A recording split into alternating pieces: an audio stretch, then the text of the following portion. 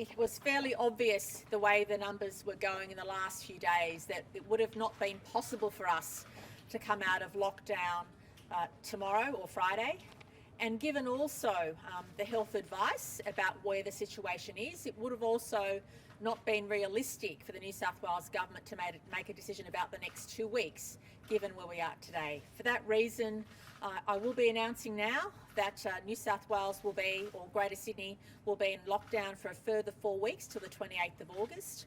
That includes all of Greater Sydney, the Central Coast, the Blue Mountains, Shellharbour and Wollongong. Whilst we're closely looking at those areas outside the Sydney metropolitan area, based on the health advice, it's too risky at this stage to release any of them. And so therefore, all those areas currently in lockdown will continue to be in lockdown for a further 4 weeks to the 28th of August.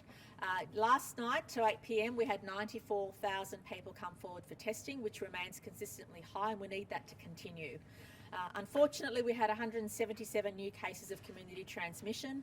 46 of these were infectious in the community, and that's the key number we're really looking at in the next few weeks. We really want that 46 number to come down to as close to zero as possible, because that will give us confidence that there aren't chains of transmission in the community.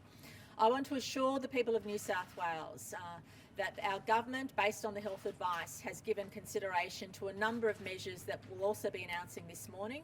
And I want to thank everybody involved in the process, but I also want to thank the people of our state for their vigilance. And positively, we've managed to keep the disease out of the regions by and large, and the regions will continue to have the existing restrictions without having to have anything further imposed on them at this stage.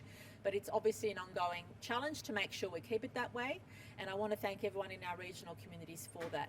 I also in particular want to thank members of the community in southwestern Sydney, especially the Fairfield local government area, where we've seen in that community numbers stabilise and go down, which is a reflection of the hard work that community's put in. And the type of opportunities that we know can also exist in other parts of Sydney that are now going through a higher number of cases.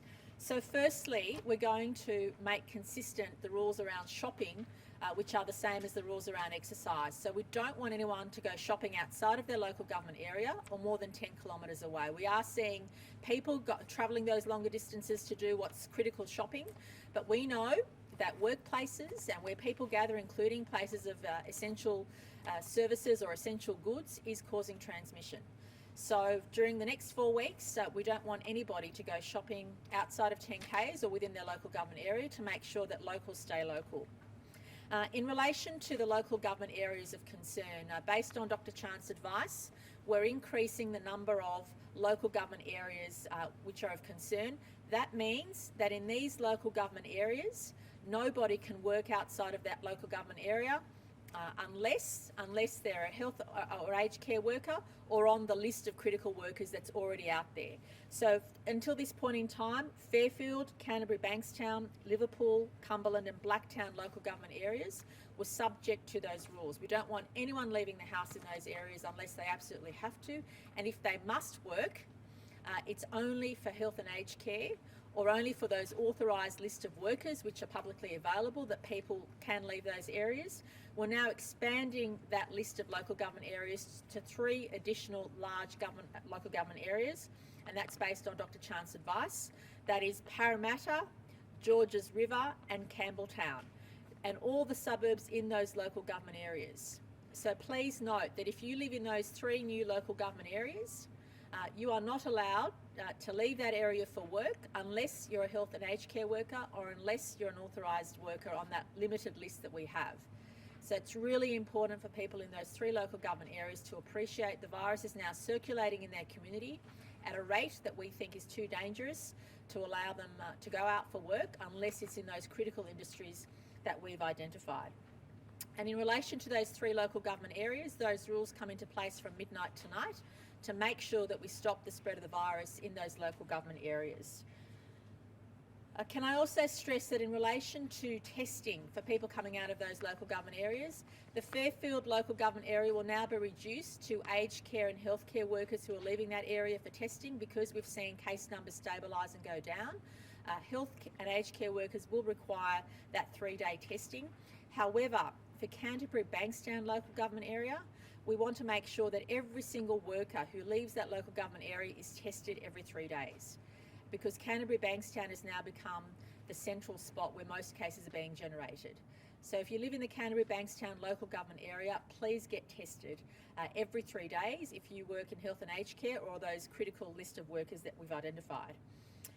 Now, in relation to non-occupied construction, so outside of those 8 local government areas, we will allow non-occupied construction. And I want to thank the Deputy Premier and the Treasurer for working with stakeholders to make sure those COVID safety plans are in place. But I want to stress that no construction activity can or will occur in those 8 local government areas. But outside those 8 local government areas, non-occupied construction, that means construction on premises where nobody is living or staying, can proceed, and the government has worked with industry and of course with the input of our health advice, our health experts, to make sure those safety plans are in place.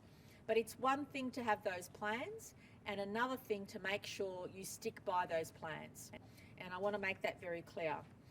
Outside of those 8 local government areas, we will also allow limited activity for what we call contactless tradies. If tradies can come to a premise without having contact with anybody and undertaking work, that will be allowable. And again, those details will be made available today to both stakeholders and the community. But that has to happen outside those 8 local government areas, not within those 8 local government areas which were specified.